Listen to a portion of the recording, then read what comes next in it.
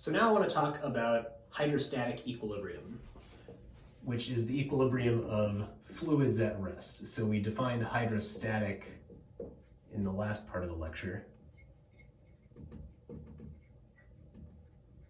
Our hydrostatic equilibrium is simply the equilibrium that a fluid reaches once it stops flowing, once it is happy.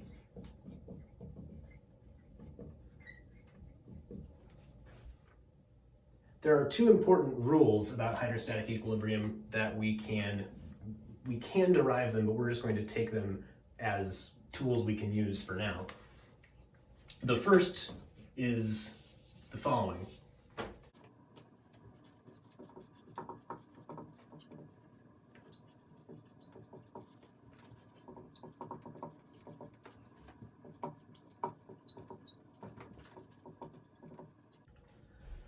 A connected liquid reaches the same height in all open parts of a container. If we, for example, have a container that looks like this, we're going to make this kind of complicated looking contraption. So if I have a glass container shaped like this, and I pour some water in here so that the water level in here looks like that, that should be nice and horizontal. The water level over in this part is going to be exactly at the same height, and that is true no matter how tall this thing is above the water level or whatever crazy shape we have for our container. The water level is going to be the same on both sides. That's our first rule of hydrostatic equilibrium.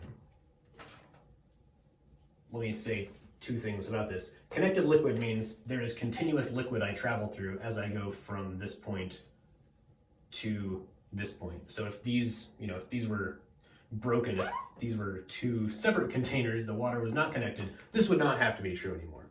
Maybe that's obvious, but that's what connected means in this context. Open here means that the tops of these are open to air.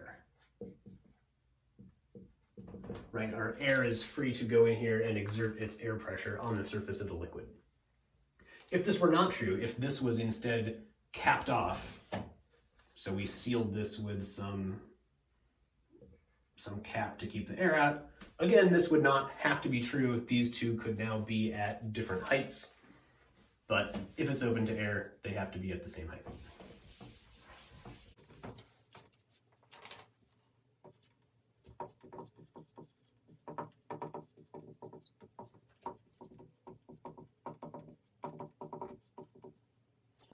Our second rule about hydrostatic equilibrium is the pressure is the same at all points that are on a horizontal line in our liquid. Let's draw our same container again.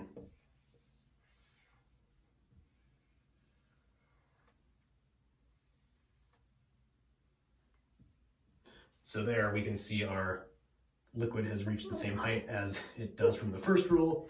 What this rule is saying is along any horizontal line, I will just draw one, the pressure at all points along this line have to be the same. So the pressure at this point is the same as the pressure at this point, which is the same as the pressure at that point, which is the same as the pressure at that point right against the wall, and so on.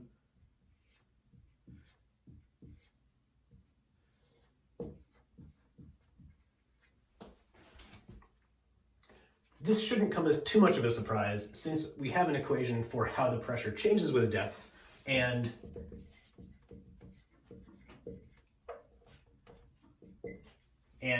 the only thing it really cares about is the depth. So if all of these points are at the same depth below the surface and they have the same air pressure, then they have the same total pressure.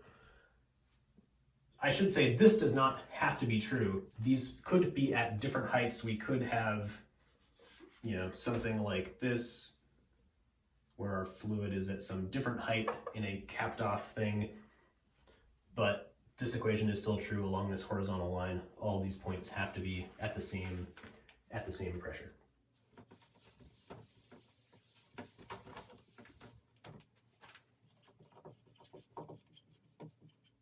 Next, I want to talk about gauge pressure.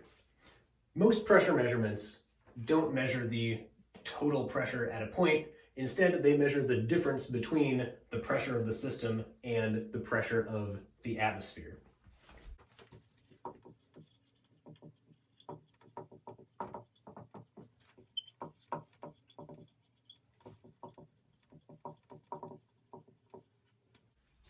This delta P we give its own name. It is called the gauge pressure, and that is because that is typically the pressure you see on a pressure gauge. A pressure gauge is the tool you use to measure pressure in systems.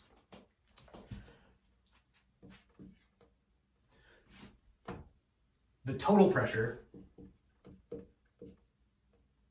also known as the absolute pressure, is what we've been talking about up to this point. This total or absolute pressure is equal to this gauge pressure that we're talking about, what we might measure on a pressure measurement device, plus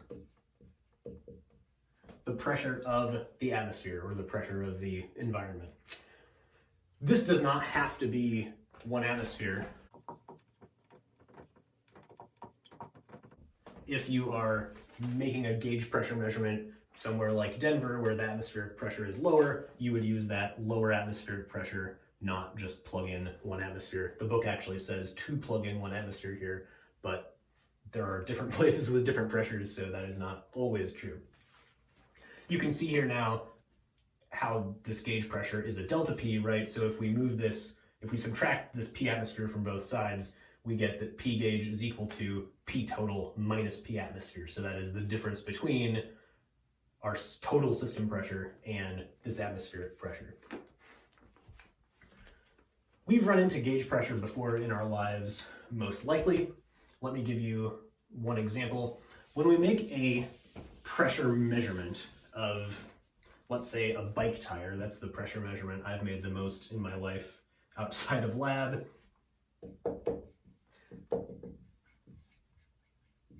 So if the tire pressure gauge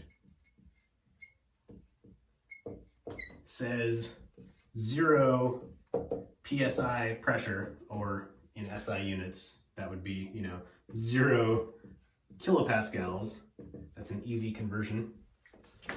That pressure gauge is not claiming that there are no air molecules in the tire.